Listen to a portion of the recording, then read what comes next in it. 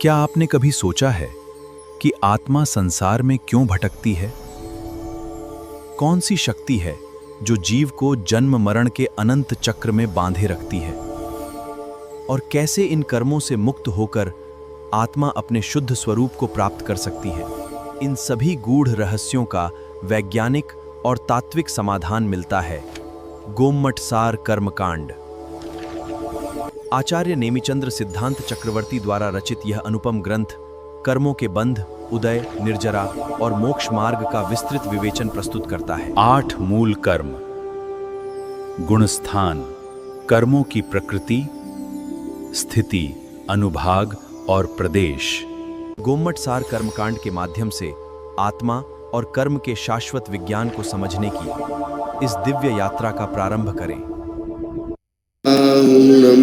जय बोलो अनंतानंद परम सिद्ध भगवान की, देवादिदेव 1008 श्री आदिनाथ भगवान की, 1008 श्री शांतिनाथ भगवान की, 1008 श्री पारशुनाथ भगवान की, महावीर भगवान की, परम पूज्य आचार्य श्री दर्शनाचार्य पुष्पदंताचार्य भूतबली आचार्य वीरसेन स्वामी यतिवृषभाचार्य समुद्र भद्राचार्य कलंक स्वामी आदि समस्त पूर्वाचार्यों की, नेमिचंद्र सिद्धांत चक्रवर्ती महाराज की, आचार्य शांति सागर जी, आदि सागर जी, महावीर कीर्ति जी, विमल सागर, सन्मति सागर जी, कुंतु सागर जी, संभव सागर जी महाराज की, आचार्य श्री कनक नंदी जी महाराज की, आचार्य गुरुदेव श्री पद्म नंदी जी गुरुदेव की, जिनवाणी माता की, श्रीमद जैन धर्म की।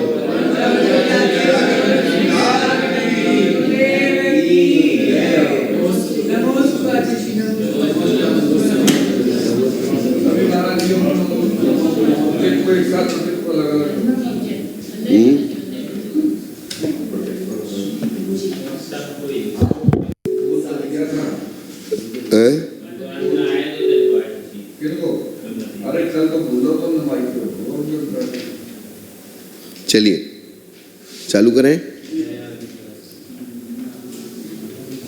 प्रकृति समुद्र कीर्तन अधिकार चालू होगा। अच्छा, प्रकृति समुद्र कीर्तन अधिकार तो पूरा हो गया। अर्थात यहाँ पर गोमटसार कर्मकांड जी में पहले अधिकार में 86 गाथाएं और 86 गाथाओं में कर्म की प्रकृतियों के सारे उनकी परिभाषाएं, स्वरूप और अलग अलग प्रकार से उनका निक्षेप वर्णन, नाम, स्थापना, द्रव्य और भाव के हिसाब से। अब दूसरा अधिकार बंधोदय सत्व अधिकार, बंध, उदय और सत्ता। कर्म आत्मा में आते हैं, ये आश्रव तत्व है। आने के बाद बंधते हैं, ये बंध तत्व है। आना और बंधना, तो एक तरीके से आना और बंधना, बंध तभी होगा जब तक आश्रव नहीं होगा। आश्रव होगा तो बंध होगा और आश्रव नहीं होगा तो बंध भी नहीं होगा। इसलिए बंध कह दिया, आश्रव की आवश्यकता यहाँ पे नहीं कही। आश्रव के जो प्रत्यय हैं वे 57 प्रत्यय, वो अधिकार अलग है। क्या? प्रत्यय अधिकार। क्योंकि आश्रव जो होता है मिथ्या, अविरति, प्रमाद, कषाय, योगा, ये है। ये बंध हेत्वा, सूत्र क्या बना है? बंध हेत्वा, मिथ्यात, अविरति, प्रमाद, कषाय और योग, ये ही आश्रव के प्रत्यय हैं। क्या? आश्रव के हेतु भी यही है। क्योंकि जो आश्रव है वो बंध है, जो लेकिन आश्रव सर्वथा बंध ही है ऐसा नियम नहीं है। इसलिए कथनचित आश्रव और बंध अलग अलग है, लेकिन सांप्रायिक जीवों के आश्रव और बंध एक है। कषाय सही जीव, सांप्रायिक एरिया पथियो। तत्पर सूत्र का सूत्र क्या है? सांप्रायिक आश्रव और इरियापथिक आश्रव। तो सांप्रायिक आश्रव में कषाय सहित जीव जो होता है 10वें गुण स्थान तक, वो सांप्रायिक आश्रव है। जो कि कषाय होगी तो स्थिति अनुभाग पड़ेगा और कषाय नहीं होगी तो स्थिति अनुभाग नहीं पड़ेगा, ऐसा। और इरियापत आश्रव वो 11वें गुणस्थान से होता है, यथा क्या चारित्र वालों के होता है, आत्म कर्म आते हैं लेकिन बंधते नहीं है। जैसे रास्ता होता है, रास्ते में लोग आ रहे हैं और जा रहे हैं, इसलिए उसका नाम ही इरियापथ दिया। इसका नाम क्या दिया? इरियापथ। रास्ते में जैसे लोग आ रहे हैं और जा रहे हैं लेकिन रुकता कोई नहीं है। जैसे सूखी दीवार के ऊपर रेती फेंकने जैसा। हाँ, बस आ रहे और जा रहे लेकिन बंद नहीं हो रहा, रुक नहीं रहे। उनकी स्थिति एक समय की है, तो एक समय तो आने में ही लगा और एक समय बस एक समय की बात, इधर से आए और इधर से निकल गए, तो वो इरियापद आश्रम।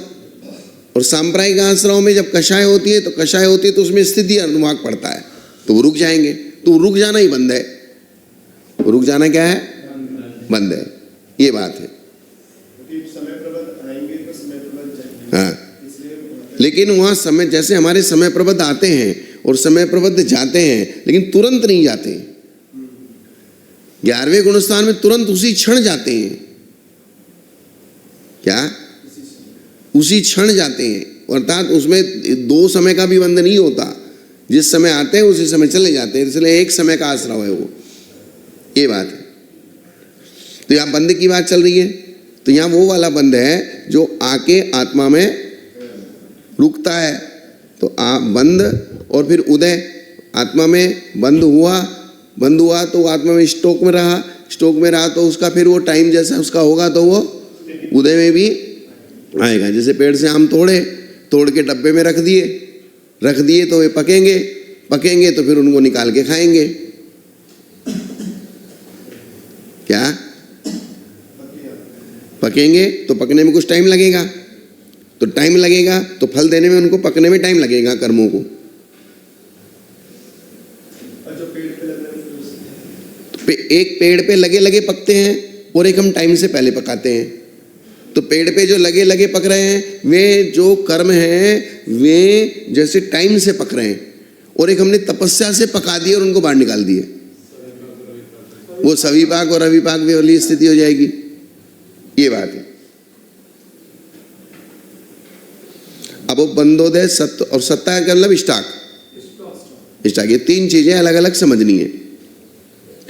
आचार्य देव मंगलाचरण पूर्वक बंद उदय सत्व अधिकार का कथन करने की प्रतिज्ञा करते हैं। हाँ, उदय की अपेक्षा 122 की, सत्ता की अपेक्षा 148 की, ये बात ध्यान में रखनी है। नमीऊण नेमि चंदम असहाय परक्कमं महावीरम बंधुदय सत्यजुत्तम ओगादेशे तवं वोच्छम।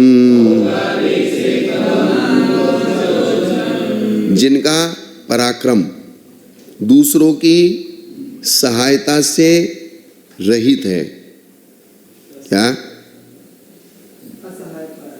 असहाय पराक्रमम, जिनका पराक्रम दूसरों की सहायता से रहित है, ऐसे समझ में आया ना? जिनका पराक्रम दूसरों की सहायता से रहित है, ऐसे महावीर, और जो महावीर हैं ऐसे नेमिनाथ तीर्थंकर को, महावीर महाबलशाली,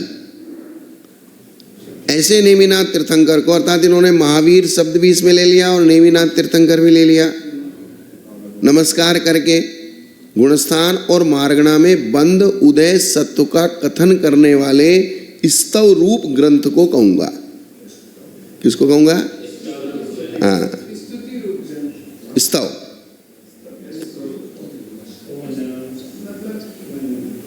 बता रहे ना भी स्तव का लक्षण, कि इन्होंने स्तव शब्द क्यों दिया है? अब उनको अपना नाम, उनका खुद का नेमीचंद था, और नेमीचंद नाम नेमिनाथ भगवान से सिमिलर हो रहा था। अब चूंकि वर्तमान शास्त्र नायक महावीर भगवान है, उनको भी लेना था, कुछ संकेत सारी देने थे। हालांकि उनको ऐसा कोई अपने नाम का विशेष आग्रह नहीं था, लेकिन एक सहज रूप से वो कर रहे थे। जैसे वर्तमान में कोई विशेष आग्रह रूप से कुछ करे, वो अलग चीज है।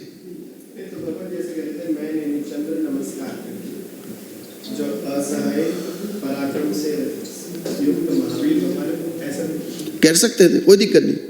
तो ऐसा भी करते तो उनको उसमें कोई ऐतराज नहीं था। हाँ,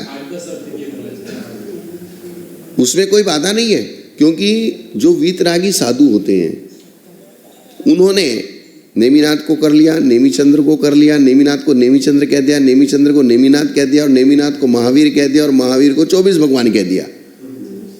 वीर को 24 भगवान, तो वीर शब्द में हाँ क्या अंकानाम गति 2 और 4, तो वीर शब्द से 24 भगवान ले लिए।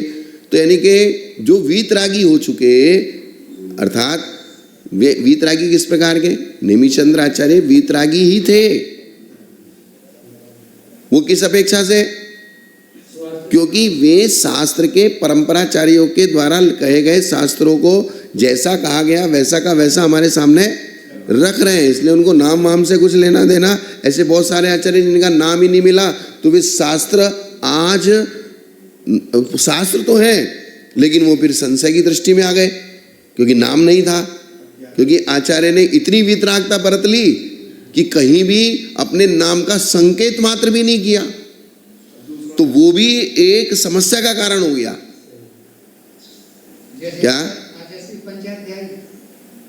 तो वो एक समस्या, हाँ वो कुछ भी समझ लो, समस्या का कारण इसलिए हो गया क्योंकि नाम अगर मिल जाता है, शास्त्र किसने लिखा, तो उन आचार्य की जो एक मान्यता थी, उस मान्यता के आधार पे वो शास्त्र भी विशेष मान्य हो जाता।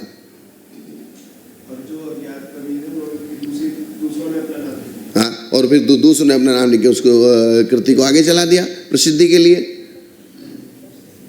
तो इसलिए अगर वीतरागता को साथ में रखते हुए उन्होंने ये सब किया है, तो इसमें हमें कोई बाधा नहीं है। क्या, हाँ, इसलिए पहले हमने फिक्स कर लिया कि वे वीतराग थे, इसलिए हमने भगवान को पहले फिक्स ये कर लिया, ये वीतराग है, ये किसी भी विवक्षा से झूठ नहीं बोलेंगे, किसी भी विवक्षा से गलत नहीं कहेंगे, इसलिए जो ये कहेंगे वो सही कहेंगे। वर्तमान में भी हमने अगर किसी आचार्य को ये निर्णय कर लिया भाई इनको कोई राग द्वेष नहीं है, शास्त्र में जो लिखा वही बताते हैं, और अगर कहीं आगे पीछे हो जाता है तो उसको ठीक भी कर लेते हैं, तो फिर हमको उनके मार्गदर्शन में चलने में कोई बाधा नहीं है। क्योंकि अगर कहीं गलत भी बताएंगे तो वापस में ठीक कर लेंगे, करा देंगे।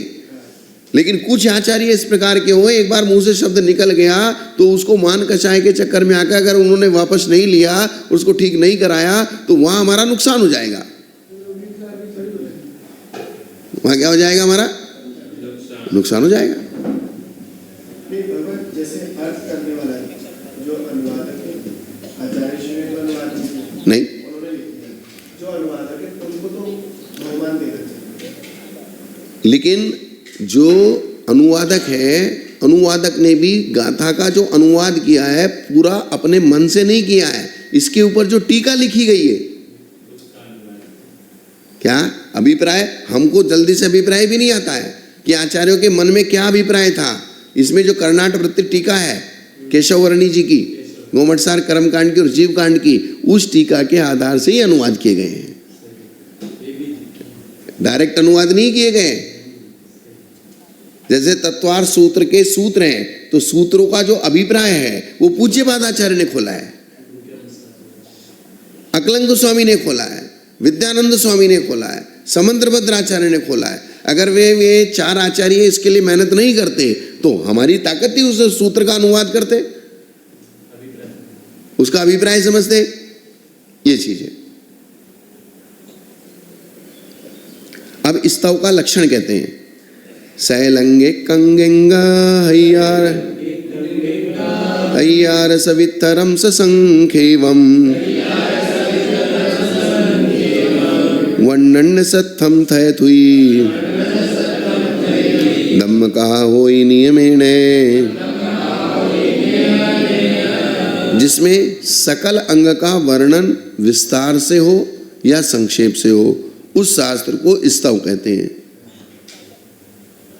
जैसे ये कहा गया है ना, स्तुति और स्तव, 24 तीर्थंकरों का स्तव और किसी एक तीर्थंकर का स्तुति, वंदना।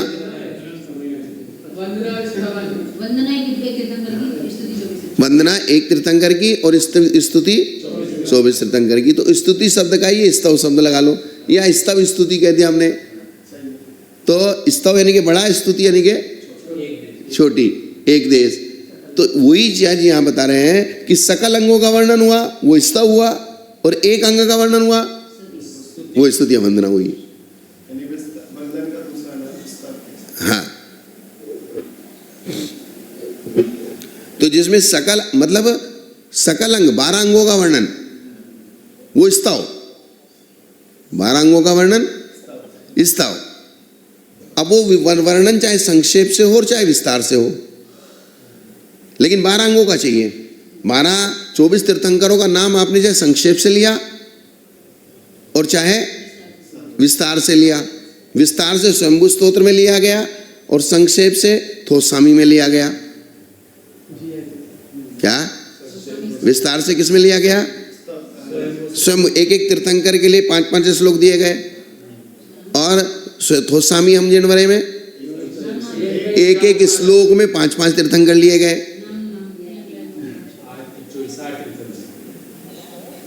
एक एक श्लोक में 8-8 तीर्थंकर लिए गए। ये चीज है।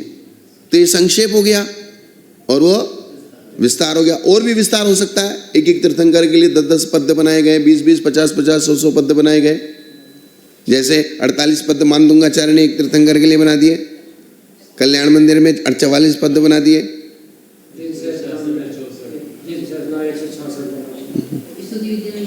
ऐसा। तो जिसमें सकल अंग का वर्णन विस्तार से संक्षेप से किया गया है उस शास्त्र को स्तव कहते हैं, और एक अंग का वर्णन अथवा विस्तार अथवा संक्षेप से किया गया है उस शास्त्र को स्तुति कहते हैं। बात आ गई ना समझ में? तो यहाँ शब्द दिया स्तव और स्तुति, वहां स्तुति और वंदना, तो ये दोनों पर्यायवाची हो गए, एक विवक्षा से अलग अलग। स्तव के साथ स्तुति और स्तुति के साथ फिर लगाना है तो वंदना। स्तुति वंदना पर्यायवाची हो गया, मतलब स्तुति वंदना का जोड़ा हो गया, पर्यायवाची नहीं। वंदना स्तव नहीं, स्तव और स्तुति। स्तव स्तुति का जोड़ा तो यहां बना दिया, और वहां जो अपने सटावश्यक में कर रहे हैं अपन, वहां स्तुति और वंदना का जोड़ा बनाया। हाँ, नहीं, स्तव में और वंदना में एक जैसा अर्थ क्यों है? स्तव में और स्तुति में एक जैसा अर्थ हुआ अगर ऐसा करोगे तो।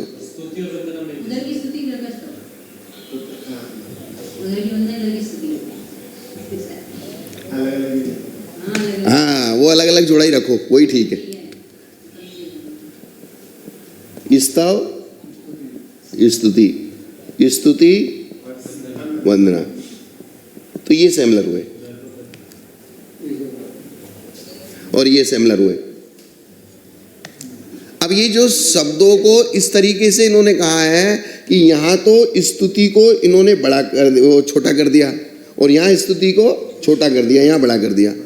यहाँ स्तुति का मतलब स्तव है और यहाँ स्तुति का मतलब वंदना है। क्या?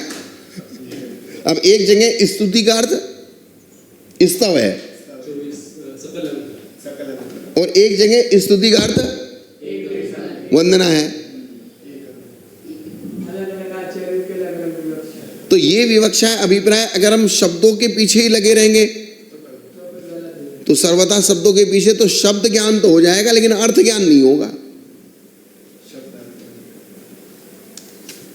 क्योंकि शब्द थोड़े हैं, अर्थ बहुत ज्यादा है। तो घुमा फिरा के उन्हीं शब्दों को अनेक अर्थों में जहां जैसा प्रयोग होता है वहां वैसा प्रयोग कर दिया गया। एक अंग के अधिकार का वर्णन विस्तार या संक्षेप से जिसमें किया गया है उसे धर्म कथा कहते हैं। अब इसमें तीसरी परिभाषा और बता दी, क्या? एक अंग के अधिकार, एक अंग का भी एक अधिकार, एक अंग का भी एक अधिकार का वर्णन विस्तार से करें चाहे, अर्थात पहले तो 12 अंगों का वर्णन, 12 अंग में एक अंग का वर्णन, और एक अंग में भी जो उसके अंतराधिकार हैं, क्या है? अंतराधिकारों का वर्णन करना, उसको धर्म कथा कहते हैं या वस्तु कहते हैं। नया नाम क्या दिया? वस्तु। ऐसा नियम से जानना। जैसे चतुर्विंशति तीर्थंकर की वंदना को स्तव कहते हैं, उसी प्रकार संक्षेप या विस्तार से सकल अंग के अर्थ का प्रतिपादक शास्त्र या स्तव है। क्या? जैसे हम भगवान आदि की वंदना कर रहे हैं, एक तरह से अगर शास्त्रों के अंगों को, उनके अधिकारों को पढ़ रहे हैं, ये भी एक तरीके से भगवान की वंदना स्तुति है दूसरे प्रकार से। हाँ, क्योंकि भगवान ने ये कहा है कि तुम वंदन, जैसे कहते हैं ना, पिताजी ये कहते हैं कि तुम बोले मेरे एक बार नमस्कार करोगे या नहीं करोगे, लेकिन मेरी बात जरूर मानो। बात मानना ही नमस्कार है। क्या? हाँ, बात मानना, सुनना, पढ़ना। अर्थात आप पिताजी कुछ कह रहे हो, उसको ध्यान से सुन रहे हो, तो ये भी उस पिताजी की संतुष्टि के लिए होता है। आप सुनते ही नहीं हो, क्या? सुनना भी सम्मान है। कि अर्थात उनको ये लगेगा कि मेरी बात सुन तो रहा है ना, अब मानेगा नहीं मानेगा इसके दिमाग में बैठेगी तब मान लेगा, ये बात। तथैव इसी प्रकार से सकल अंग के अर्थ का प्रतिपादक शास्त्र यहाँ स्तव नाम से कहा गया है। तथैव जब एक तीर्थंकर की वंदना की जाती है तो उसको स्तुति कहते हैं। वैसे यहाँ एक अंग के अर्थ का संक्षेप या विस्तार से कथन करने वाले शास्त्र को स्तुति कहलाता है। तो एक तीर्थंकर की वंदना की जाती है उसको भी स्तुति कहते हैं, वंदना भी कहते हैं और स्तुति भी कहते हैं। एवं एक अंग में 20 वस्तु अधिकार होते हैं। एक अंग में कितने अधिकार होते हैं? 20 वस्तु। एक अंग में 20 वस्तु। कौन से है ना? श्रुत भक्ति पढ़ते हैं अपन? नहीं, ना ना ना ना, वो आप नहीं, बड़ी बड़ी शुद्ध भक्ति।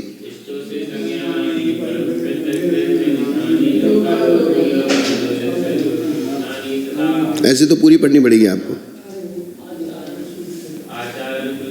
एक मिनट,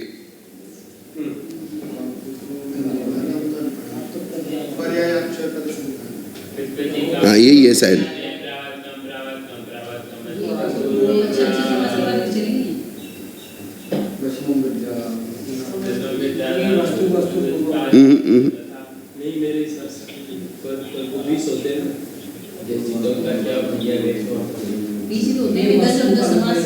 ये लिखा है ना, देखो यही है। पर्याय अक्षर पद संघात प्रतिपत्ति कान योग विधि ने प्रावर्तक प्रावर्तकम प्रावर्तकम वस्तु पूर्वम चे तेसाम समास्तोपि चे विंशति वेदान। 10 और 10 इनके समास, जैसे पर्याय पर्याय समास, अक्षर अक्षर समास, पद पद समास, संघात संघात समास, प्रतिपत्तिक प्रतिपत्तिक समास, अनुयोग अनुयोग समास, प्रावर्तक प्रावर्तक समास, प्रावर्तक समास, वस्तु वस्तु समास, पूर्वम पूर्व समास। तो ये 10 और 10 कितने हो गए? ये 20 हो गए, ये 20 वस्तु हो गए। हाँ, 5 नंबर का 15 में क्या दिया है? वस्तुनि 10 दशानी एषु अनुपूर्वम भावितानि पूर्वाणाम प्रतिवस्तु प्रावर्तकानि विंशति विंशतिम नवमीम। प्रत्येक अधिकार, प्रत्येक अंग की 20 वस्तुओं के लिए प्रणाम हो, ये बात है ना? तो ये एक तरीके से अंतराधिकार है। ये क्या एक तरीके से अंतराधिकार है। तो उन अंतराधिकारों का वर्णन करना ये धर्म कथा है। 12 अंगों का वर्णन करना स्तव है, 12 अंग में से एक अंग का वर्णन करना स्तुति है, और स्तुति में जो 20 अधिकार है उस 20 अधिकारों में से भी किसी एक अधिकार का वर्णन करना धर्म कथा है। धर्म कथा क्योंकि वो अंतराधिकार वस्तु स्वरूप है, इसलिए वो चाहे धर्म कथा कहो और चाहे उसको वस्तु कहो, क्योंकि वस्तु का ही वर्णन है। वो जो 20 वस्तु है ना, उन 20 वस्तुओं का वर्णन है। हो गया। अब कर्म की बंध, उदय और सत्रूप 3 अवस्थाओं में, किसमें? बंध, उदय और सत्रूप 3 अवस्थाओं में सर्वप्रथम बंध अवस्था का वर्णन करते हुए बंध के भेद कहते हैं। बंध के भेद कहते हैं। बंध के 4 भेद हैं। पैडिठ्ठि अनुभाग, पदेश बंधोति चतुर्वियो बंधो, उक्कस्मणुक्कस्म जहन्नम जहन्नगन्ति बुधम। प्रकृति बंध, स्थिति बंध, अनुभाग बंध और प्रदेश बंध। ये बंध के कितने भेद हुए? 4 भेद। मतलब ये लाइन से और क्रम से सब्जेक्ट को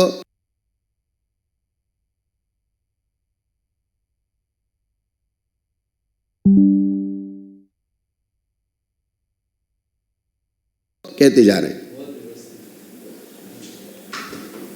पहले के अधिकार को जो कहा, अब इस अधिकार में आपको ऐसा लगेगा ये अधिकार बिल्कुल अलग हो गया। अलग-अलग ग्रंथ है। हाँ, मतलब जैसे एक अधिकार पूरा हो तो समझो एक तरीके से एक ग्रंथ का मैटर पूरा हो गया, अब दूसरा मैटर चल रहा है। तो प्रकृति, स्थिति, अनुभाग और प्रदेश के भेद से बंध 4 प्रकार का। इनमें भी प्रत्येक के उत्कृष्ट, अनुत्कृष्ट, जघन्य और अजगन्य के 4 भेद।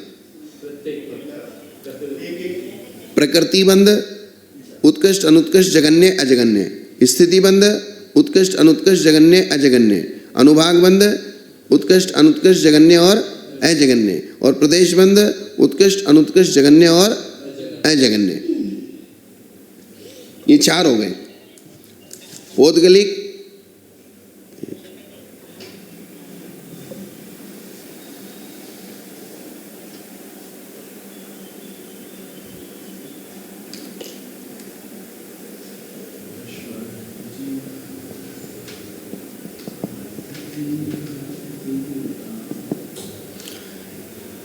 हो गया ना। पौद्गलिक मूल व उत्तर कर्म प्रकृतियों का जीव के साथ जो संश्लेष संबंध होना है वो प्रकृति बंध है। प्रकृति बंध क्या है? संश्लेष संबंध। पौद्गलिक मूल प्रकृतियों का और उत्तर प्रकृतियों का जीव के साथ जो संश्लेष संबंध है। 8 उत्तर प्रकृति 148, उत्तरोत्तर प्रकृति असंख्यात लोक प्रमाण। तो ये इनका आत्मा के साथ, जीव यानी के आत्मा के प्रदेशों के साथ जो संश्लेष संबंध है। हाँ, एक में एक। संश्लेष का मतलब दूध पानी की तरह। अर्थात जैसे आप 2 एरोलाइट की ट्यूब को एक के अंदर एक घुसा के उसको जोड़ देते हो, या दूध के अंदर शक्कर उसके ग्लास के घनत्व को न बढ़ाते हुए, अर्थात उसके एरिया को न बढ़ाते हुए उसी के अंदर समा जाए। जैसे एक बल्ब, दूसरा बल्ब और दोनों का एरिया उतना ही है, तीसरा बल्ब जलाया तो वो भी उसी के अंदर समा गया। ऐसे आत्मा के एक प्रदेश में अनंतानंत कर्म परमाणु के प्रदेश घुस गए, अर्थात जगह एक्स्ट्रा नहीं ली, इस प्रकार से मिल गए। उसको यहां संश्लेष संबंध कहा है। तादात, संयोग संबंध, समवाय संबंध, संश्लेष संबंध, तादात्म्य संबंध। क्या? संश्लेष संबंध, समवाय संबंध, संयोग संबंध, तादात्म्य संबंध। वही एक क्षेत्रावकाश संबंध, संश्लेष संबंध। मतलब संबंध के 4 भेद हो गए ना। इसके अलावा और कौन सा संबंध है? संश्लेष संबंध का मतलब जो यहां बताया जा रहा है, दूध पानी, मतलब एक तरीके से आपने एरिया को न बढ़ाते हुए, जैसे दूध में नमक, पानी में नमक डालेंगे, आप धीरे धीरे पानी में नमक डालिए तो पानी ग्लास के स्तर से निकल के बाहर नहीं आएगा, फिर भी नमक उसमें समा जाएगा, पानी उतना का उतना ही रहेगा। मतलब उसका एरिया नहीं बढ़ेगा, वजन तो भले ही बढ़ जाएगा। आपका 100 ग्राम पानी था, उसमें 50 ग्राम नमक डाल दिया तो वो पानी का वजन कितना हो गया? 150 ग्राम हो गया, लेकिन एरिया नहीं बढ़िया। जितने एरिया में पानी था 150 ग्राम होने के बाद भी उसी एरिया में पानी और नमक है। तो ये जो एकमेकपना है, क्या जो आत्मा का प्रदेश है वहीं कर्म परमाणु है, जहां कर्म परमाणु है वहीं आत्मा का प्रदेश है। जब पुद्गल परमाणु बादर रूप से परिणमन करता है तब आकाश के एक प्रदेश में एक परमाणु रहता है, और जब पुद्गल परमाणु सूक्ष्म रूप से परिणमन करता है तब आकाश के एक प्रदेश में अनंत अनंत परमाणु रहते हैं। क्या? तो पुद्गल के दो परिणमन है, एक बादर परिणमन और एक सूक्ष्म परिणमन। तो जब बादर परिणमन में होता है तब आकाश के एक प्रदेश में एक ही परमाणु आएगा, और जब वही परमाणु सूक्ष्म रूप से परिणमन करने लगेंगे तो आकाश के एक प्रदेश में अनंतानंत परमाणु घुस जाएंगे। इसी वजह से आकाश का प्रमाण हमारे पास असंख्यात है, और असंख्यात प्रमाण आकाश में अनंत जीव हैं, अनंतानंत पुद्गल हैं, धर्म द्रव्य हैं, अधर्म द्रव्य हैं, आकाश द्रव्य तो है ही खुद, काल द्रव्य है। तो ये आकाश की अवगाहना शक्ति है। ये क्या है? आकाश की अवगाहना शक्ति। तो अगर सब लोग सर्वदा बादर रूप से परिणमन करें तो इस आकाश में हम समाएंगे ही नहीं। इसलिए जब कुछ बादर परिणमन है और कुछ ज्यादातर तो सूक्ष्म परिणमन है, हाँ, नहीं तो इस आकाश में समाएंगे ही नहीं। ये बात है। आगे नहीं समझ में? हाँ, तो 4 संबंध चल रहे हैं ना। तो एक संयोग संबंध, संयोग तो सबसे बाहर का, जैसे आपने चश्मा पहन लिया, कपड़े पहन लिए, मुकुट लगा लिया, माला पहन ली, ये संयोग संबंध। दूसरा समवाय, दूसरा कौन सा संबंध है? समवाय संबंध भी करीबन, हाँ, बस। और समवाय के बाद संश्लेष। संश्लेष का मतलब वो एक में एक हो जाना।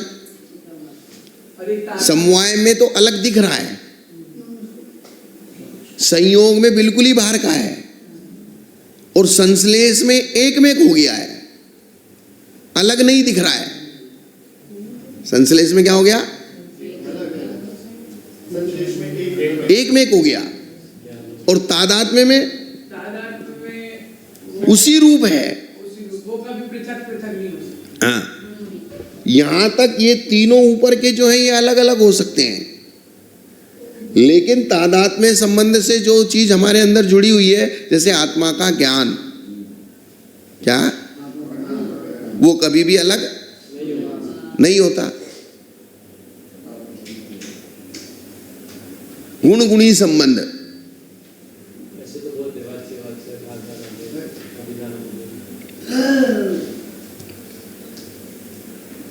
है ना समझ में? तो यहां पौद्गलिक मूल प्रकृतियों का या उत्तर प्रकृतियों का या उत्तरोत्तर प्रकृतियों का,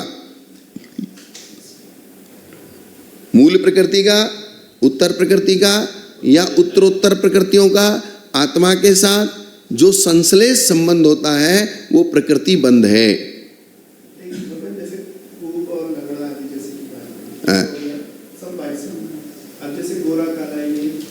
ये गुण गुणी संबंध है। गोरा काला अगर आप जीव को कह रहे, गोरा काला किसको कह रहे हैं? जीव को कह रहे हैं। और अगर गोरा काला पुद्गल को कह रहे हैं, अब आप ये बताओ गोरा काला किसको कह रहे हो? तो जीव को कह रहे हैं, तो फिर वहां संबंध लगाना पड़ेगा, क्योंकि जीव तो गोरा काला होता नहीं है। तो जीव का संबंध शरीर से हुआ और शरीर का संबंध गोरे काले से हुआ। क्या हुआ? तो गोरे काले का संबंध डायरेक्ट किससे हुआ? शरीर से, और इनडायरेक्ट किससे हुआ? जीव से। नहीं तो जैसे कुबड़ा लंगड़ा ये भी तो डायरेक्ट, तो कुबड़ा लंगड़ा ये भी डायरेक्ट शरीर के साथ ही हुआ है, आत्मा के साथ तो इनडायरेक्ट हुआ है। तो ऐसे ही गोरा काला भी सी-। हाँ,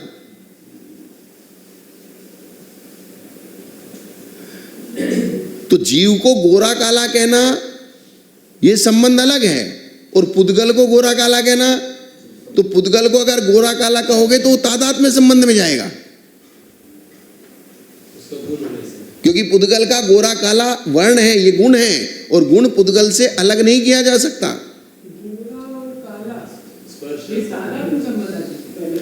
पुद्गल के हिसाब से, जैसे आत्मा की अपेक्षा से जीव का और ज्ञान का कौन सा संबंध हुआ?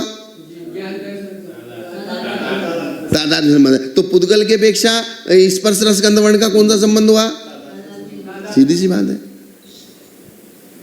लेकिन उस स्पर्श रस गंध वर्ण से आप उपचार से जीव को काला गोरा कहो, तो वो जीव के साथ काले गोरे का तादाद में संबंध थोड़ी है ये।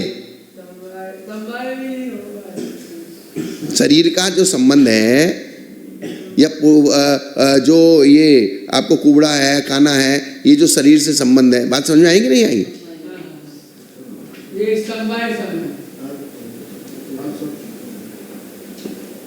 टेंशन मत लो, हम हैं इसके साथ। नहीं नहीं, मुझे कोई दिक्कत नहीं, बात आई ना समझ में? समवाय संबंध, संयोग संबंध, संश्लेष संबंध और तादात्म्य संबंध। कहीं कहीं समवाय और संयोग को एक भी कर दिया गया, मतलब ये एक तरीके से संयोग संबंध का ही एक दूसरा भेद है। ये क्या कहलाता है? क्या है? हेडिंग का मतलब संबंध, संबंध के भेद। किसके भेद? संबंध के भेद। तो अब यहाँ बात किसकी चल रही है? बंध की। तो बंध का मतलब ही संबंध। बंध का मतलब क्या है? सम्यक प्रकार से जो किसके साथ में मिक्स हुआ है वो बंध, वो बंध संबंध। सम तो उपसर्ग है, मूल शब्द क्या है? मूल शब्द क्या है? मूल शब्द बंध है, और सम जो उपसर्ग लगाया गया अच्छी तरीके से बना हुआ है, वो संबंध है। ये बात। तो पौद्गलिक मूल व उत्तर प्रकृतियों का जीव के साथ संश्लेष संबंध होना, ये प्रकृति बंध कहलाता है। ये क्या कहलाता है? प्रकृति बंध। जिन कर्म प्रकृतियों का जीव के साथ संश्लेष संबंध हुआ है, तो उनका जीव के साथ कितने काल पर्यंत संबंध रहता है? उस काल को स्थिति बंध कहते हैं। जो प्रकृति नेचर आत्मा में बंधा है, वो नेचर कितने दिन तक रहेगा, वो उसकी स्थिति बंद हो गई। उसमें जो फल देने की ताकत है वो अनुभाग बंद है, और कर्म रूप से पौद्गलिक वर्गणाएं, कितनी पौद्गलिक वर्गणाएं कर्म रूप से परिणमन की है, ये प्रदेश बंद है। तो प्रकृति बंद इज नेचर, स्थिति बंद इज टाइम, अनुभाग बंद इज ताकत शक्ति, और प्रदेश बंद क्वांटिटी। अनुभाग का मतलब पावर, और प्रदेश का मतलब क्वांटिटी। क्वालिटी इसमें अनुभाग में। प्रदेश पे जब चर्चा होगी तो उसको थोड़ा हमेशा तीन तो सब रहते हैं।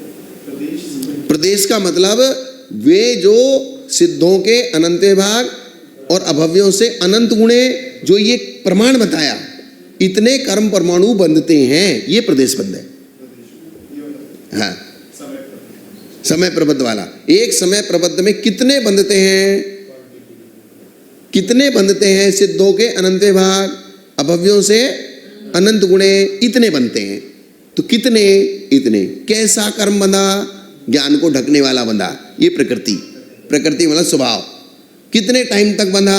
बोले 25 कोड़ा कोड़ी सागर, ये जो 40 कोड़ा कोड़ी सागर, 70 कोड़ा कोड़ी सागर, ये स्थिति। और लता दारू अस्थि शैल ये अनुभाग। आगे समझाएंगे, मतलब एक उदाहरण दिया है, गुड़ खांड शक्कर और अमृत, विष नीम कांजीर विष और हलाल विष। तो ये जो उदाहरण दिए ये अनुभाग के हैं। ये किसके हैं? अनुभाग के। और प्रकृति के उदाहरण कौन से हैं? पड़ पड़ी हार हसी मज्जा, ये गाथा थी ना अभी में। हाँ, पट यानी कि कपड़े की तरह है, इनका सुहाग कपड़े की तरह है, भंडारी की तरह है, सैद लपेटी तलवार की तरह है। ये प्रकृति, ये क्या है? प्रकृतिबंध। और स्थितिबंध जो 40 कोड़ा कोड़ी 70 कोड़ा कोड़ी आप पढ़ते हैं, ये स्थितिबंध। और लता दारू अस्थि शैल विष कांजीर नीम कांजीर विष और हलाल ये अनुभाग बंध का प्रकरण है। और प्रदेश बंध का प्रकरण वो सिद्धों के अनंत विभाग अभव्यों से अनंत गुणे। तो इन चारों को ये दिमाग में, और चारों बंधते एक साथ हैं। वर्णन हम अलग अलग समझेंगे क्या? हम इनका वर्णन समझने में अलग अलग समझ रहे हैं कि प्रकृति बंध। लेकिन जब ये बंधेंगे तो जिस क्षण प्रकृति बंधेगी उसी क्षण उसमें स्थिति होगी, उसी क्षण उसमें कुछ अनुभाग होगा और उसके प्रदेशों की गणना होगी। ये अलग अलग नहीं बंधेंगे चारों, हाँ एक साथ बंधेंगे। आई ना समझ में?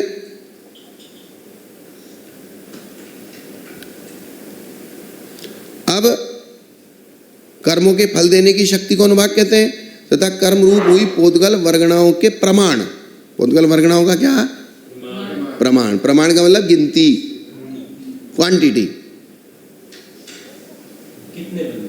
कितने बंधे? इसको स्पेस से कोई लेना है स्पेस से ना, एरिया से स्पेस स्पेस अलग चीज हो गई। प्रदेश में ले सकते हो भाई, इतनी सारी जो रेती आपने रखी है, एक ट्रॉली रेती कितनी जगह में रखी है, वो फिर वो उसका जो सत संख्या क्षेत्र स्पर्शन काल अंतर, वैसे तो बहुत सारे विषय बढ़ते चले जाएंगे। हाँ, क्षेत्र भी तो आता है ना आपका, स्पर्श भी आता है, क्षेत्र भी आता है, वहां भी काल आता है। तो वो सब अलग अलग अलग अलग मैटर बढ़ता जाएगा ना। अब सबसे अधिक बंध को उत्कृष्ट बंध कहते हैं, उत्कृष्ट से कम बंध को अनुत्कृष्ट कहते हैं, जघन्य से अधिक बंध को अजघन्य कहते हैं, और सबसे कम बंध को जघन्य कहते हैं।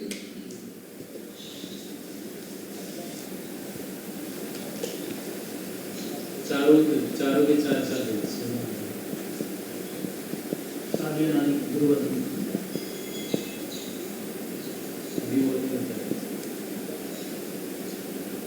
जैसे उत्कृष्ट मान लीजिए 100 है, उत्कृष्ट क्या है? 100 है। तो अनुत्कृष्ट क्या है? 99 से लेके 1 तक। 99 से लेके 1 तक क्या है? अनुत्कृष्ट। जघन्य क्या है? 1। और अजघन्य क्या है? 2 से 100 तक। ये डिफरेंस है।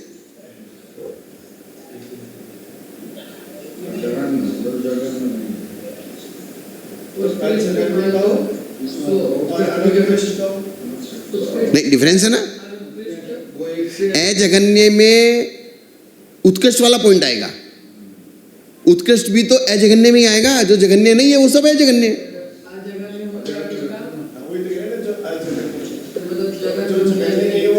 वो जघन्य जो तो जघन्य सिर्फ एक पॉइंट है, ओनली 1। जघन्य पॉइंट किसका है? एक का। तो इसको छोड़ दो, बाकी सब अजघन्य। उत्कृष्ट 100, एक को छोड़ दो, बाकी सब अनुत्कृष्ट। जब उत्कृष्ट की अपेक्षा चर्चा करेंगे तो अनुत्कृष्ट करेंगे। उत्कृष्ट की अपेक्षा चर्चा करेंगे तो सिर्फ एक पॉइंट आएगा 100। जैसे 70 कोड़ा कोड़ी इज 1, अर्थात 70 कोड़ा कोड़ी वाला पॉइंट सिर्फ एक है उत्कृष्ट का। और जघन्य जो कर्म बंद होता है उसका पॉइंट भी एक है। तो मध्यम पॉइंट कितने बनेंगे? हाँ, तो जो बीच का टाइम है वो जघन्य अनुत्कृष्ट और अजघन्य दोनों। हाँ, तो वहां भी विवक्षा, अगर मध्यम में आपको उत्कृष्ट और जघन्य को छोड़ के लेना है तो वो मध्यम है। मध्यम में क्या आएगा? अब मध्यम में आएगा 2 से लेके 99 तक, ये मध्यम आएगा। इसको अजगन्य और अनुत्कृष्ट नहीं कहेंगे, ये मध्यम वाला है। ये मध्यम कहेंगे इसको। जैसे अपन जगन्य से रहित, उत्कृष्ट से रहित तो वो मध्यम कहलाएगा। जॉइंट करना। हाँ, जैसे अपन और सामान्य से इनको भी मध्यम कहो तो भी हमें कोई दिक्कत नहीं है। आगे नहीं समझ में? जैसे पढ़ा था भक्ति प्रतमन का 12 वर्ष उत्कृष्ट अर्धमुजन उसके बीच के संबंध। हाँ, लेकिन अगर हम अनुत्कृष्ट शब्द बोलेंगे तो वो जगन्य वाला। तो वो नीचे एक पॉइंट तक जाएगा। उत्कृष्ट छोड़कर हाँ, उत्कृष्ट सिर्फ उत्कृष्ट छोड़ना है। वो अनुत्कृष्ट का मतलब है जो उत्कृष्ट नहीं है। तो उत्कृष्ट कौन नहीं है? तो जगन्य भी उत्कृष्ट नहीं है, वो भी अनुत्कृष्ट है। आगे ना बात समझे? जगन्य तो अनुत्कृष्ट ही है। नहीं, जगन्य जगन्य भी है और जगन्य अनुत्कृष्ट भी है। ये जो एक पॉइंट है ये इधर भी है और इधर भी है। क्या एक नंबर क्या है? इधर भी है और इधर भी है, और 100 नंबर इधर भी है और इधर भी है। तो 1 नंबर और 100 नंबर दो जगह है। जैसे अहिंसा, हिंसा नहीं है जहाँ, हाँ तो ऐसी अनुत्कृष्ट उत्कृष्टता नहीं है जहाँ। हाँ, बस इतना सा वहाँ ये भी अच्छा है। ऐसे नंबर भी 2 जगह होगा मध्यम वाले। हाँ, वो ठीक है ना। आ गया ना समझ में? तो इसलिए जब उत्कृष्ट बंद होता है तो उसको उत्कृष्ट कहेंगे, उत्कृष्ट से कम होता है तो अनुत्कृष्ट कहेंगे, जघन्य बंद होता है तो जघन्य कहेंगे, जघन्य से बढ़ के बंद होगा अजगन्य कहेंगे। अब उत्कृष्ट आदि के भेदों को कहते हैं। ये विषय थोड़ा सा शांति से दिमाग में बिठा लेने का, इसलिए मैं धीरे धीरे पढ़ रहा हूँ। कैसे कल मैंने 20 गाथा पढ़ी थी तो आज 20 नहीं पढ़ूंगा। हाँ, वो परशुरानंद महाराज का विषय था।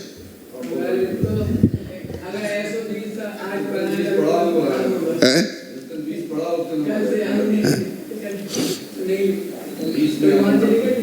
अब इन उत्कृष्ट आदि भेदों में भी सादी, अनादि, ध्रुव, अध्रुव 4 भेद और कर दिए। क्या कर दिए? सादी, अनादि, ध्रुव,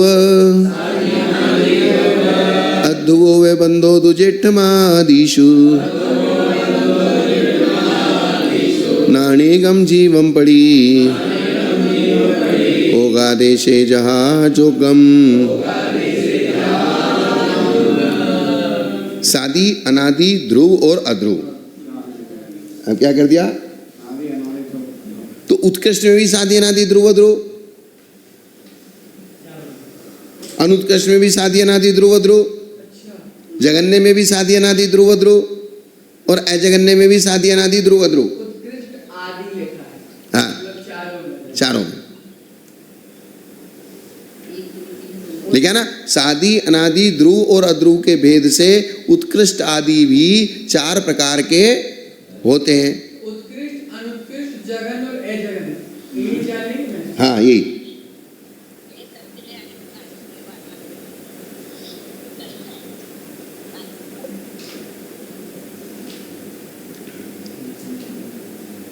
आने समझ में? तब सादी, ये क्या उसकी साई खत्म हो गई?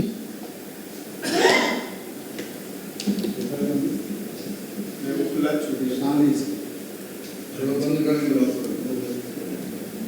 ये पता नहीं परमानेंट नहीं हो जाए, वो खुला छूटे ये कम होगी। हाँ, ला दो। सादी, अनादि, ध्रुव, अध्रुव, ये 4 हो गए, और ये चारों में लगेंगे।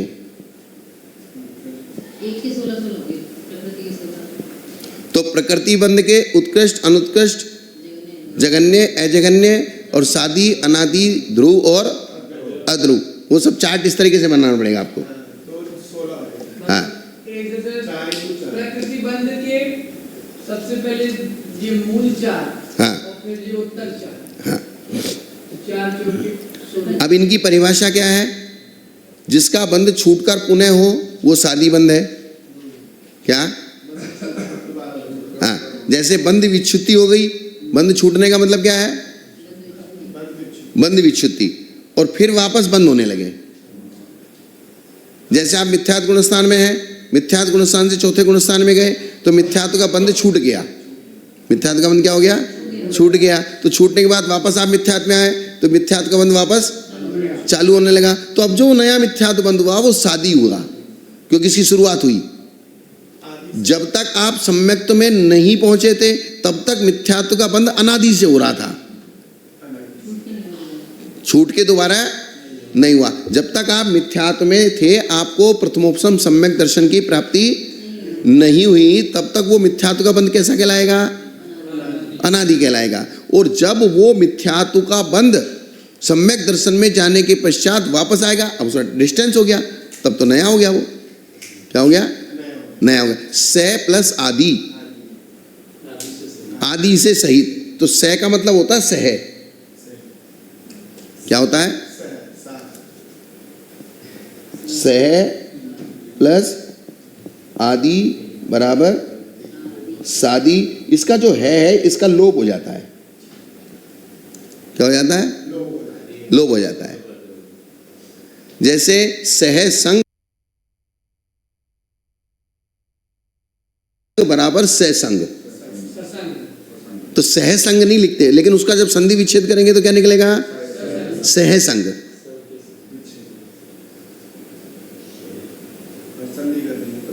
सत्संग हो जाएगा।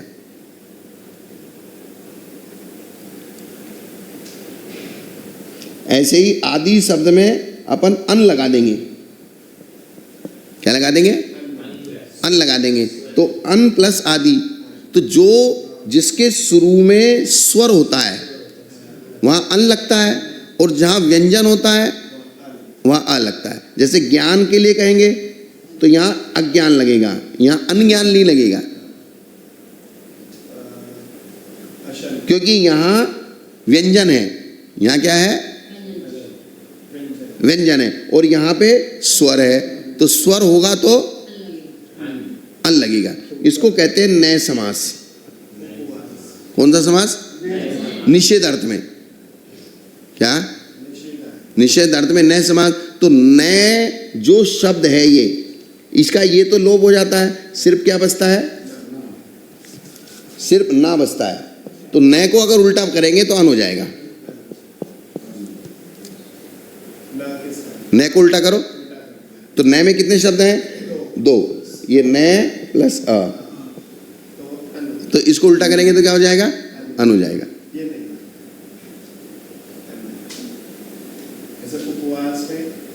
उपवास तो अलग चीज है, अनुपवास अन लगेगा, तो वो ऊस में लग जाएगा। जीव में अजीब लगेगा, अंजीव नहीं लगेगा। अजीब लगेगा, अगर अजीब लिख देंगे तो ये बात तो साइड की हो गई। जिसका बंध छूटकर बंद हो वो शादी। और अनादिकाल से जिसके संतति रूप बंध का आज तक भी अभाव नहीं हुआ वो अनादि। अर्थात जिस मिथ्या दृष्टि ने आज तक भी चौथे गुणस्थान को प्राप्त नहीं किया है वो मिथ्या दृष्टि अनादि मिथ्या दृष्टि। इसलिए उन्होंने क्या शब्द बोला? प्रथमोपसम सम्यक, तो अनादि मिथ्या दृष्टि को होगा। जिसका अभी तक बंद कभी हुआ ही नहीं, छूटे ही नहीं, रुका नहीं, रुका नहीं, अर्थात उसका मिथ्यात्व अनादि है। यदि पहला गुणस्थान देखें तो वह अनादि शादी हो, दोनों हो सकता है। ऊपर वाले सभी गुणस्थान शादी। हाँ? नहीं, ऐसा भी नहीं। ऊपर वाले हाँ, ऊपर वाले शादी है। सभी शादी। हाँ, पहला वाला गुणस्थान वो विवक्षा कहीं छूट जाएगी तो वो समझना पड़ेगा ध्यान से, एकदम से नहीं कह सकते। हाँ, स्थूल रूप से कह सकते हैं। जिसका कभी छूटा ही नहीं। हाँ, जैसे अनादि मिथ्या दृष्टि, अभव्य जीव, अनादि मिथ्या दृष्टि, और भव्य जीव भी जिन्होंने आज तक भी सम्यक दर्शन को प्राप्त नहीं किया है, अर्थात मिथ्यात्व गुणस्थान को छोड़ा ही नहीं है, तो वो मिथ्या दृष्टि अनादि मिथ्या दृष्टि है। जिन्होंने मिथ्यात्व गुणस्थान को छोड़ के सम्यक्त को प्राप्त करके वापस मिथ्या दृष्टि हो गए, वे सादी मिथ्या दृष्टि है। वे कौन से मिथ्या दृष्टि है प्रसन्नानंद जी? सादी मिथ्या दृष्टि है।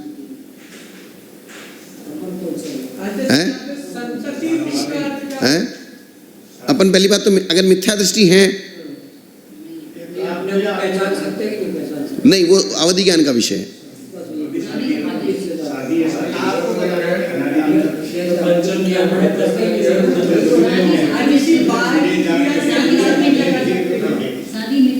किंचित एक देश किंचित, जैसे उन्होंने कहा प्रशम, संवेग, आस्तिक्य, अनुकंपा, ये सम्यक दर्शन की प्रकटता के द्योतक चिन्ह हैं। तो प्रशम आप लगाओ कि भाई आपको देव शास्त्र गुरु से प्रशम भाव हुआ कि नहीं हुआ, या अभी भी देव शास्त्र गुरु से ही लड़ते रहते हो, या शास्त्र की बात मानते हो कि नहीं मानते हो। शास्त्र में जो लिखा है वो हमको स्वीकार है या नहीं है, गुरु जो कह रहे हैं वो स्वीकार है या नहीं है, भगवान जो कह रहे हैं वो स्वीकार है या नहीं है, या देव शास्त्र गुरु का हमारे अंदर दिल के अंदर इस प्रकार का बहुमान और अहोभाव है या नहीं है कि नहीं भाई जो इन्होंने कहा वो सही है। तो ये वाला प्रशम भाव आप अंदर देख लीजिए, संवेग, आस्तिक्य और अनुकंपा। तो इससे आप अंदाजा लगा सकते हो। और जिस बंध का अभाव नहीं होगा वो ध्रुव बंध। तो ध्रुव बंध यानी कि अभव्य जीव, जिनके बंध का अभाव कभी भी होगा ही नहीं, वो ध्रुव बंध, जिनका कभी अभाव नहीं होगा, जिस बंध का अभाव नहीं होगा, अर्थात वो संसारी है तो अनादि काल से संसारी है और अनंत काल तक भी संसारी रहेगा। अभव्य जीव का है कभी भी बंध का अभाव नहीं, क्योंकि उसका गुणस्थान कभी भी ऊपर नहीं जाएगा। और जिस बंध का अभाव हो जाएगा वो अध्रुव बंध, जिस बंध का अभाव हो जाएगा वो अध्रुव, इससे विपक्ष। ठिधि अनुभाग पदेशा गुणपड़ी वन्ने सुजेसी मुक्कशा तेसी मणुकसो चव्यो अजन्नेवी मेवे। मिथ्यात आदि गुणस्थानवर्ती जीवों के, मिथ्यात आदि गुणस्थानवर्ती जीवों के, क्या है, मैं धीरे से इसलिए पढ़ रहा हूं कि पहले वो दिमाग, जो वाक्य पढ़ा जा रहा है वो दिमाग में आ जाए। मिथ्यात आदि 14 गुणस्थानवर्ती जीवों के, जिन कर्मों का उत्कृष्ट स्थिति अनुभाग एवं प्रदेश बंद होता है, जिन कर्मों का उत्कृष्ट स्थिति बंद, उत्कृष्ट अनुभाग बंद, उत्कृष्ट प्रदेश बंद।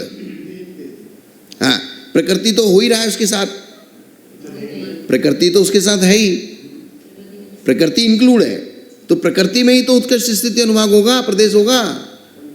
हाँ, तो जिन कर्मों का उत्कृष्ट स्थिति, उत्कृष्ट अनुभाग, उत्कृष्ट प्रदेश बंद होता है, उन्हीं कर्मों का जब अनुत्कृष्ट स्थिति, अनुत्कृष्ट अनुभाग और अनुत्कृष्ट प्रदेश बंद सादी, अनादि, ध्रुव, अध्रुव के भेद से 4 प्रकार का होता है, तथा अजघन्य में भी इसी प्रकार लगा लेना। तो ये अजघन्य झगड़ने के साथ होगा और अनुत्कृष्ट उत्कृष्ट के साथ। हाँ, तो यहाँ इन्होंने क्या बताया, जिन कर्मों का उत्कृष्ट स्थिति अनुभाग प्रदेश बंद होता है, उन्हीं कर्मों का उत्कृष्ट स्थिति अनुभाग प्रदेश बंद होता है। फिर उसमें भी सादी, अनादि, ध्रुव, अध्रुव भेद भी जैसे लगे वैसे लगा लेने का। मतलब एक की आठ जैसे हमने उत्कृष्ट बंद किया, उत्कृष्ट बंद को छोड़ के फिर अनुत्कृष्ट किया, उत्कृष्ट को छोड़ के अनुत्कृष्ट किया, अनुत्कृष्ट को छोड़ के फिर वापस उत्कृष्ट पे चले गए।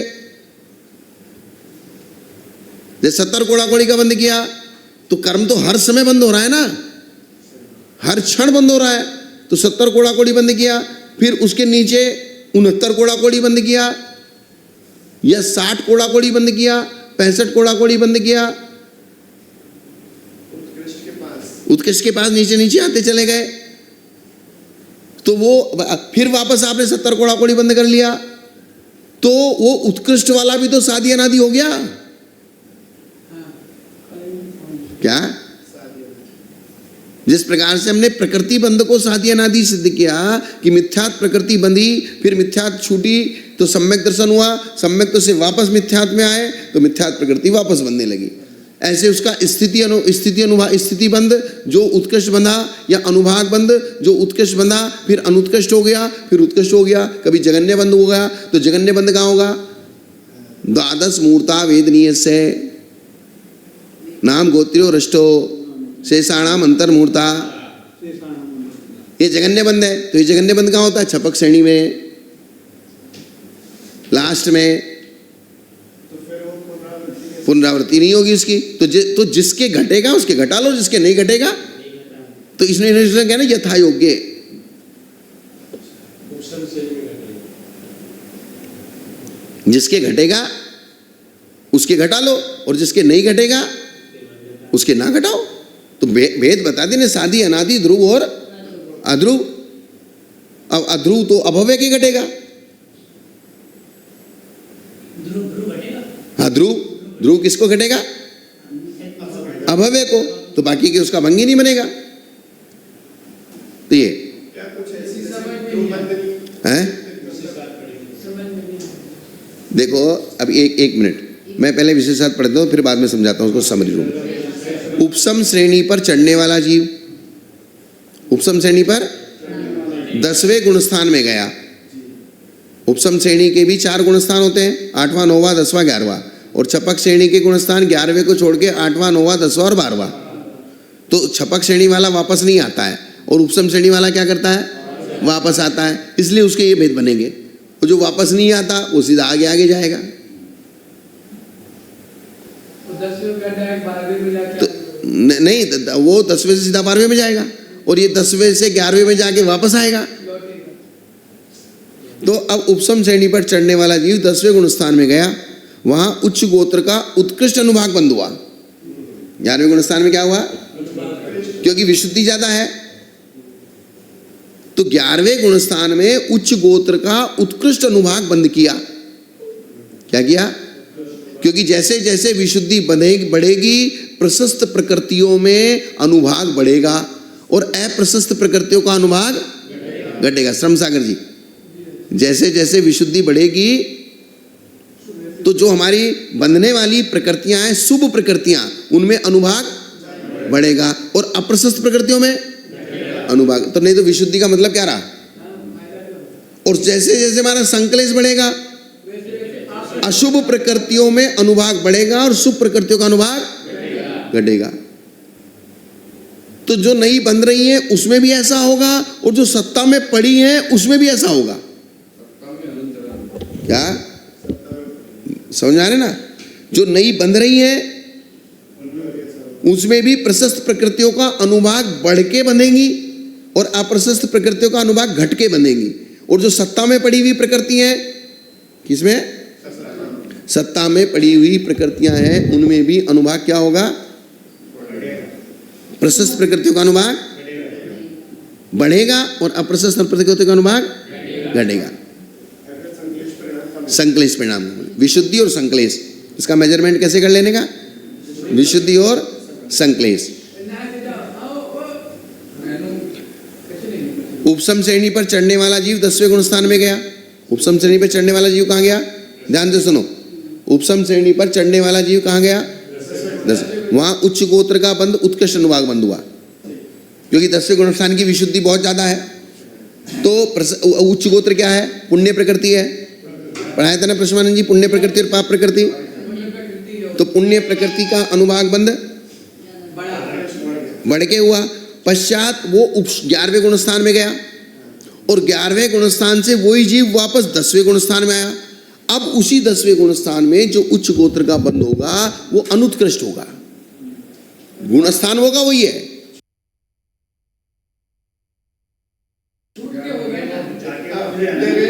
हाँ। जैसे आप जब मंदिर के दर्शन, जब आप यहाँ क्लास पढ़ने के लिए आते हैं, तब आपका जो भाव होता है, वो जब पढ़ के जब जाते हैं,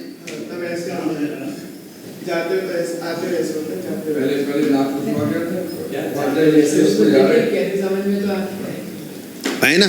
तो यानी कि किसी काम को जब संपन्न नहीं हुआ, उसको हमको संपन्न करना है, तो उसके लिए जो उत्साह होता है, और संपन्न होने के बाद जो शिथिलता आती है, संपन्न होने के बाद जो शिथिलता आती है, उसके कारण से अब उसी 10वें गुणस्थान में, हालांकि 10वां गुणस्थान होगा वही है, लेकिन वो 11वें से 10वां गुणस्थान हुआ है, और एक 9वें से 10वां गुणस्थान हुआ है।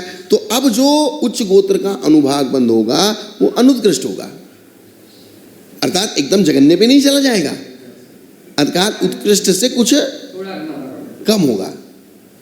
बात आई ना समझ में? पहले 100 हुआ था, फिर 99। हाँ, ऐसा लगा लो। हाँ, कोई बात नहीं, 1 से 99 के बीच में। बात आगे नहीं समझ में? अब वहां, अब देखो, इस अनुत्कृष्ट बंध को सादी बंध कहते हैं। अब ये अनुत्कृष्ट हुआ, क्या हुआ? लेकिन ये अनुत्कृष्ट बंध क्या हुआ? सादी बंध हुआ। अच्छा, अनुत्कृष्ट को सादी बंद। अनुत्कृष्ट को क्या, अब इसमें उत्कृष्ट अनुत्कृष्ट भी घटाना है और सादी अनादि भी घटाना है। क्या घटाना है? सादी अनादि भी साथ में घटाना है। अर्थात उत्कृष्ट बंध 10वें गुणस्थान का एक पॉइंट था जहां हुआ, तो उससे पहले तो अनुत्कृष्ट ही हो रहा था। उससे पहले क्या हो रहा था? फिर उत्कृष्ट पे चला गया तो अनुत्कृष्ट छूट गया, बंद रुक गया। फिर वापस 10वें में आया तो 10वें में आया, 10वें में उत्कृष्ट पॉइंट पे नहीं आया, सीधे किस पे आया? अनुत्कृष्ट। तो वो पहले भी अनुत्कृष्ट पॉइंट पे था और अभी भी उतरते हुए भी अनुत्कृष्ट पे आया, तो वो अनुत्कृष्ट शादी हो गया। शादी हो गया ना, छूट के फिर से हुआ। हाँ, वो अनुत्कृष्ट क्या हो गया? क्योंकि उत्कृष्ट तो पर्टिकुलर एक पॉइंट होता है। नहीं तो पर चढ़ते हुए तो उत्कृष्ट नहीं, चढ़ते हुए उत्कृष्ट एक पॉइंट पे था, उसके पहले थोड़ी उत्कृष्ट था। अनादि कैसे घटाएंगे जैसे कि उत्कृष्ट भी नहीं हुआ?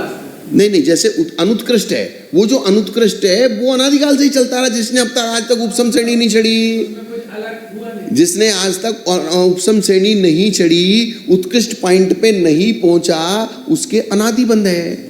उसके क्या है? जो अनादिकाल से उत्कृष्ट तक ही रह गया। हाँ, अर्थात जब तक वो उत्कृष्ट पॉइंट पे नहीं पहुंचा, उत्कृष्ट पॉइंट पे कब पहुंचेगा? जब 10वें में जाएगा तब वो उत्कृष्ट पे पहुंचेगा। और उपसम श्रेणी किसी ने चढ़ी नहीं, तो आज तक जितने भी हो रहे हैं सबके वो अनादि उत्कृष्ट है, अनादि अनुत्कृष्ट। वो अनुत्कृष्ट बंध अनादि है, वो अनुत्कृष्ट बंध क्या है? अनादि है। अब वो अनुत्कृष्ट बंध अनादि छूट के क्योंकि उत्कृष्ट पे पहुंच गया, अब वो अनुत्कृष्ट बंध जब वापस आया तो शादी हो गया। अब समझ में तो आ गया है, लेकिन इसको लिखेंगे आगे नहीं समझ में? आ जाएगा धीरे धीरे। हाँ, ये तो कहानी सी लगेगा पढ़ने। आज जैसे आप लिखवा दो, ये अभी इसका पूरा विषय शांत होगा ना, तो इसका विषय हाँ। और हो जाएगा। इसमें क्या है, अपने अगर गुणस्थान मजबूत रहेंगे, क्या मजबूत रहेंगे, और कुछ जनरल नॉलेज मजबूत रहेगी। इसलिए मैं कहता हूं तत्वार सूत्र का एक एक सूत्र में याद होना चाहिए। अभी मैंने तत्वार सूत्र के पढ़ दिए 4-5 सूत्र कि वहाँ उत्कृष्ट बंध, वो तो उत्कृष्ट बंध क्या होता है, तो उत्कृष्ट स्थिति बंध क्या होता है, तो वहाँ नाम गोत्र दृष्टो शेषाणाम अंतर्मूर्ता वेदनीय से द्वादश मूर्ता।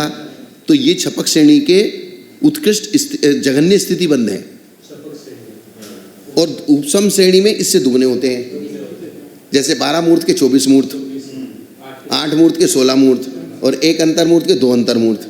उपसम श्रेणी में यही बंध डबल होता है, और छपक श्रेणी में यही बंध इससे आधा होता है।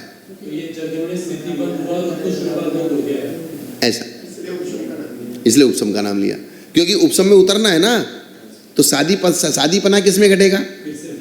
फिर से बंधेगा तो शादीपना घटेगा ना, छपक श्रेणी में नहीं घटेगा। किसमें नहीं घटेगा? छपक श्रेणी में नहीं घटेगा। आई ना बात समझ में? अब इसको शांति से समझ लो। इस अनुत्कृष्ट बंध को शादी बंध कहते हैं। अब क्योंकि पहले इस बंध का अभाव हुआ था, अनुत्कृष्ट का अभाव हुआ था कि नहीं हुआ था? क्योंकि अनुत्कृष्ट से किस पे चला गया? उत्कृष्ट पे चला गया, और उत्कृष्ट पे जाके फिर बंध रुक गया, फिर वापस 10वें गुण स्थान में आया। इसको गुण संक्रमण बोलेंगे? ना, ये गुण संक्रमण की बात नहीं चल रही भी, वो संक्रमण चूल्हे के वो अलग आएगा सब्जेक्ट। यहाँ ये बंध की बात है। यहाँ किसकी बात है? बंध की बात है। सादी, अनादि, ध्रुव, अध्रुव, उत्कृष्ट, अनुत्कृष्ट, जगन्य, अजगन्य, इन 8 चीजों को घटाना है। किस में घटाना है? स्थिति बंध में भी घटाना है, और अनुभाग बंध में भी घटाना है, और प्रदेश बंध में भी घटाना है। क्योंकि पहले इस बंध का अभाव हुआ था, परंतु पुनः होने लगा। अब सूक्ष्म सांप्राय गुणस्थान से अधस्तनवर्ती गुणस्थानवर्ती जीवों के इस प्रकृति का बंध अनादि है। जो आज तक सुख सांप्रदायिक गुणस्थान में नहीं पहुंचा है, उसके नीचे वाले जीवों के इस प्रकृति का बंध कैसा है? अनादि। अनादि है। अभव्य जीवों के ध्रुव बंध है। अभव्य जीवों के कौन सा बंध है? ध्रुव बंध है। और तथा उपसम श्रेणी वालों के अनुत्कृष्ट बंध का अभाव होकर जब उत्कृष्ट बंध होता है तो वो अध्रुव बंध हो जाता है। मतलब हाँ। 9वें गुणस्थान अंतर्गत इसे ध्रुव भी माना जाएगा वो।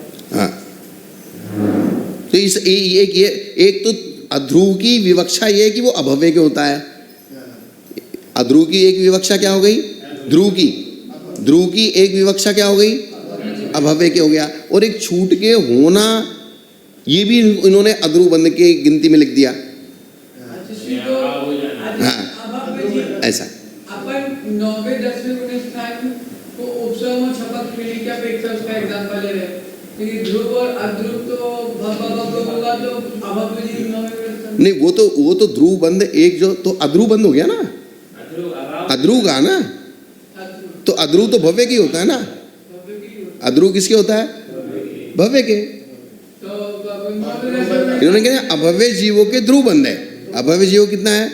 ध्रुव बंध है। अब जो उपसम श्रेणी में हुआ वो अध्रुव है, क्योंकि वो भव्य है। मतलब यहाँ उपसम से भी छपक, यहाँ तो ध्रुव की कोई चर्चा ही नहीं कर सकते ना। ऐसा तो ध्रुव की चर्चा कहाँ करी? यहाँ अध्रुव की कर रहे हैं। ध्रुव की परिभाषा ये जो कभी अभावी ना। हाँ, अब ये तो उत्कृष्ट और अनुत्कृष्ट घटाया। क्या घटाया? अब अजगन्य और जगन्य घटा रहे हैं दूसरे पैराग्राफ में। दूसरे पैराग्राफ में क्या घटाएंगे? अजगन्य में भी ये 4 प्रकार के बंध निम्न प्रकार होते हैं। जैसे 7वें नरक में कोई नारकी जीव गया। किसमें गया? 7वें नरक में गया नारकी जीव। मिथ्यात्व के चरम समय से पूर्व नीच गोत्र का जो बंध करता है, मिथ्यात्व का जो लास्ट समय है, अर्थात अगले समय में वो सम्यक दृष्टि होने वाला है। 7वें नरक का नारकी जीव जिसका मिथ्यात्व का लास्ट समय है, मिथ्या दृष्टि गुणस्थान का पहले गुणस्थान का अंतिम समय है, और अगले समय में वो सम्यक दृष्टि होने वाला है। अगले समय में क्या होने वाला है? सम्यक दृष्टि होने वाला है। तो मिथ्यात्व के चरम समय से पूर्व जो उसने नीच गोत्र का बंध था, वो नीच गोत्र का बंध अनादि बंध था। अभी अनादि बंध कैसे? क्योंकि अनादिकाल से बंध रहा है। मिथ्यात्व गुणस्थान में नीच गोत्र का बंध होता है। अभी तक सम्यक दर्शन नहीं हुआ इस अपेक्षा से। और हालांकि मिथ्यात्व गुणस्थान में उच्च गोत्र भी बनता है, ऐसा नहीं कि उच्च गोत्र नहीं बनता है, लेकिन उच्च गोत्र नीच गोत्र दोनों बनते हैं। कभी उच्च गोत्र कभी नीच गोत्र, लेकिन उस बंध का अभाव, बंध विच्छुत्ति नहीं हुई। क्या नहीं हुई? हाँ, क्या? कि वो सम्यक दर्शन को प्रथम बार प्राप्त करने। हाँ, अर्थात उसके आज तक भी उस नीच गोत्र की बंध विच्छुत्ति नहीं हुई।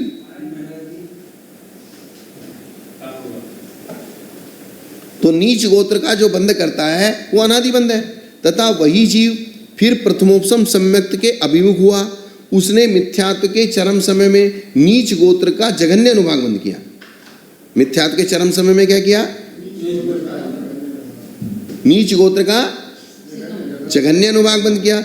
पश्चात सम्यक दृष्टि होकर, अब क्योंकि नीच गोत्र तो पहले गुणस्थान में ही बंधेगा, अगले गुणस्थानों में नीच गोत्र बंद होता ही नहीं है, तो नीच गोत्र का उत्कृष्ट बंध भी पहले गुणस्थान में ही होगा और जघन्य बंध भी पहले गुणस्थान में ही होगा। तो नीच और उच्च गोत्र का बंध तो 10वें गुणस्थान तक चला। उच्च गोत्र का बंध कहां तक चला? 10वें तक चला। तो पहले गुणस्थान में जो नीच गोत्र का बंध हुआ है, वो जब मिथ्यात्व का अंतिम समय होता है और अगले समय में प्रथमोपसम सम्यक दृष्टि होना है, तब वो विशुद्ध मिथ्या दृष्टि कहलाता है। वो कौन कहलाता है? विशुद्ध मिथ्या दृष्टि कहलाता है। और कर्ण लब्धि वाला यानी कि अनिवृत्ति करण वाला मिथ्या दृष्टि कहलाता है। इसलिए मिथ्यात्व के लास्ट समय में उस नीच गोत्र का जघन्य अनुभाग बंद होगा, क्योंकि नीच गोत्र पाप प्रकृति है। नीच गोत्र क्या है? पाप प्रकृति है, और वो विशुद्धि में है, इसलिए जघन्य बंद होगा। शक्ति घट जाएगी, अर्थात उसकी ताकत कम बनेगी, अनुभाग बंद कम होगा। बात आई ना समझे? चरम समय से पूर्व जो था वो अनादि काल अनादि बंद था। हाँ, अनादि था। अब चरम समय में नीच गोत्र का जघन्य अनुभाग बंद होगा। चरम समय में जघन्य अनुभाग बंद होके वो सम्यक दृष्टि हो जाएगा। अब सम्यक दृष्टि होने के बाद जब वो मिथ्यात्व में आएगा, एक मिनट, सम्यक दृष्टि होने के बाद जब किस में आएगा वापस? मिथ्या। तो उस मिथ्यात्व के पहले समय में उस वही बंद अजगन्य होगा। हाँ, अब वो जगन्य वाला नहीं होगा, क्योंकि जगन्य बंद जो है वो चढ़ते हुए परिणामों का होगा। आप संतुष्ट आ गई ना? हाँ, क्या बात है, आनंद आ गया। जगत अनुभाग होगा था और ये जगन्य ऐसा लेकिन भगवान जैसे चढ़ते हुए नारायण जी का जो चरम समय से पूर्व वाला जो भूल जाते लेकिन तो वो कैसा था? अनादि था कि सादि? अनादि, वो अनादि। क्योंकि मिथ्यात्व के चरम समय में नीच गोत्र का जघन्य अनुभाग बंद किया। कृष्ण का कि अनादि? ये नहीं। हाँ, नहीं, वो अभी बता रहे हैं। पश्चात सम्यक दृष्टि होकर पुनः मिथ्यात्व के उदय से मिथ्या दृष्टि हुआ, तब नीच गोत्र का अजगन्य अनुभाग बंद किया। हो गया ना? इस प्रकार उस जगह नीच गोत्र का सादी बंद हुआ, अजगन्य भी हुआ और सादी भी हुआ। और जब तक वो सम्यक दर्शन को प्राप्त नहीं किया था तब तक भी वो अजगन्य था, लेकिन वो अनादि था। अच्छा, इसलिए सादी भी घटा दिया, अनादि भी घटा दिया, जगन्य भी घटा दिया, अजगन्य भी घटा दिया। ऐसा फिर उसी मिथ्या दृष्टि जीव के द्वितीयादि समयों में नीच गोत्र का जो बंद हुआ वो अनादि है।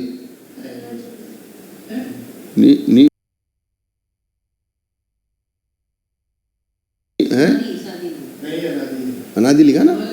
अनादि गलत गलत लिख दिया गया। उसने उसके गोत्र का बंद किया ही नहीं था, नीच गोत्र का ही चल रहा था।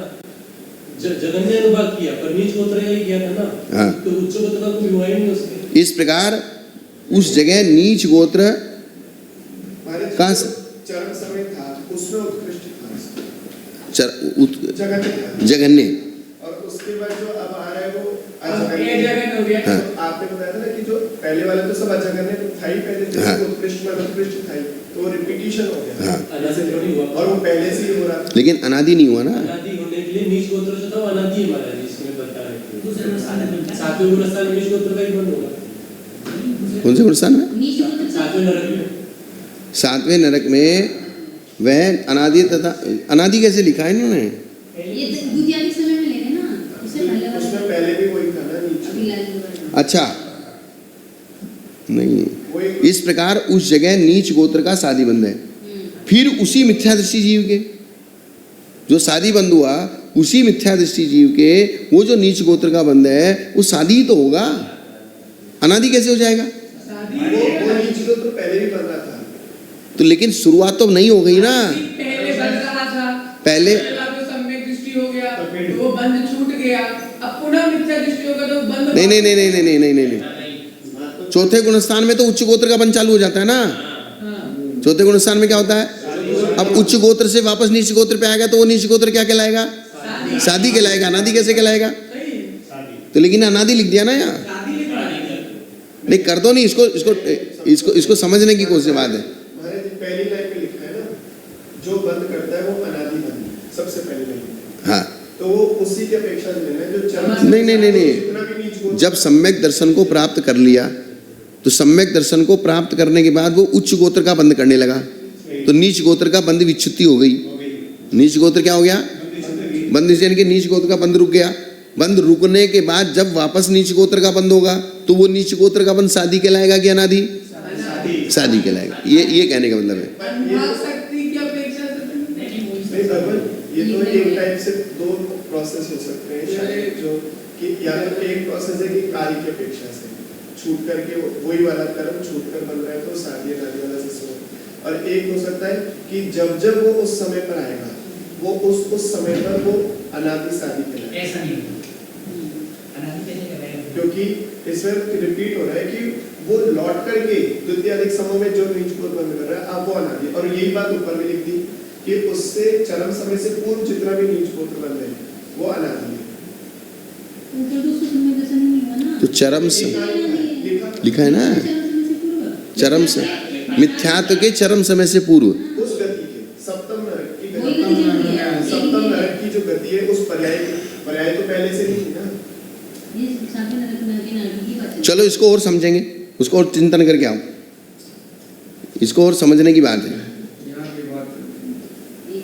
तथा अभव्य जीव के नीच गोत्र का अजगन्य अनुभाग बंद ही ध्रुव बंद है। तो महाराज मुझे ऐसा लगता है कि जो पहली लाइन है ना, सप्तनक में गया नारकी जीव मिथ्यात्व के चरम समय से पूर्व, तो ये उसके पहले तक तो अनादि लिया गया है। उसकी अपेक्षा उस लाइन को यहाँ उन्होंने रिपीट करा है, उसको क्योंकि हम कहाँ कंफ्यूज हो रहे हैं? हम कंफ्यूज इसलिए हो रहे हैं कि सम्यक दर्शन को प्राप्त करने के बाद जब वापस मिथ्यात्व में आएंगे तो वो शादी होगा, लेकिन जब तक उसने सम्यक दर्शन को प्राप्त नहीं किया तब तक वो अनादि रहेगा। बस सीधी सी गणित है, बस इतनी सी बात समझ में आ गई तो ठीक है। लेकिन यहाँ जैसे प्राप्त करके वापस इन चार चीजों को शायद रिकॉल करने के लिए उन्होंने अनादि सादी चार फिर से बैठा। तथा अभव्य जीव के नीच गोत्र का अजगन्य अनुभाग बंदी क्या होगा?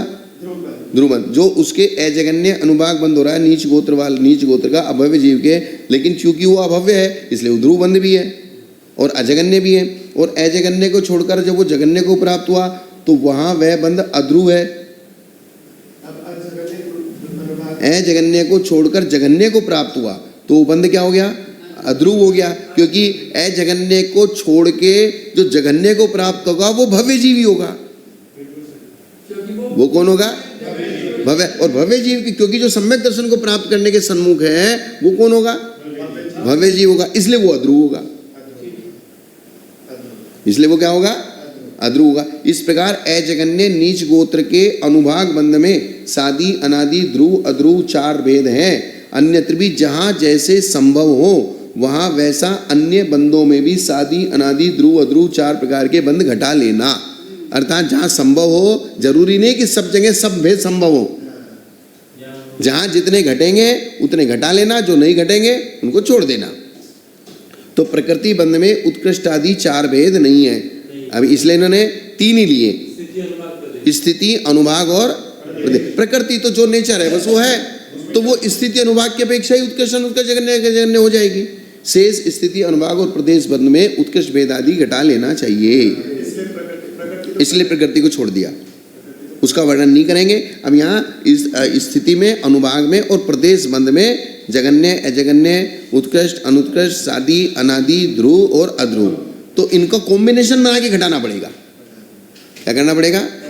हाँ, तो जहाँ कॉम्बिनेशन बन जाएगा वहाँ वो भेद घट जाएगा, जहाँ नहीं बनेगा वहाँ वो भेद रह जाएगा। अभव्य में घटाए ना, तो अभव्य में ध्रुव भेद घटाया कि नहीं घटाया? अनादि घटाया कि नहीं घटाया? फिर तो यही तो कह रहे हैं यहाँ दादा कि जो घटेंगे वो घटा लो, जो नहीं घटेंगे उनको मत घटाओ। जबरदस्ती क्यों घटाना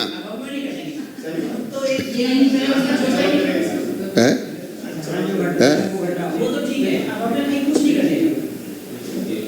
ठीक है, और करें, इतना ही करें।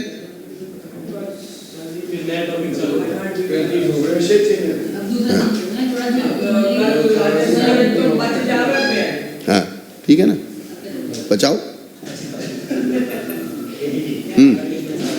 जय बोलो जिनवाणी माता।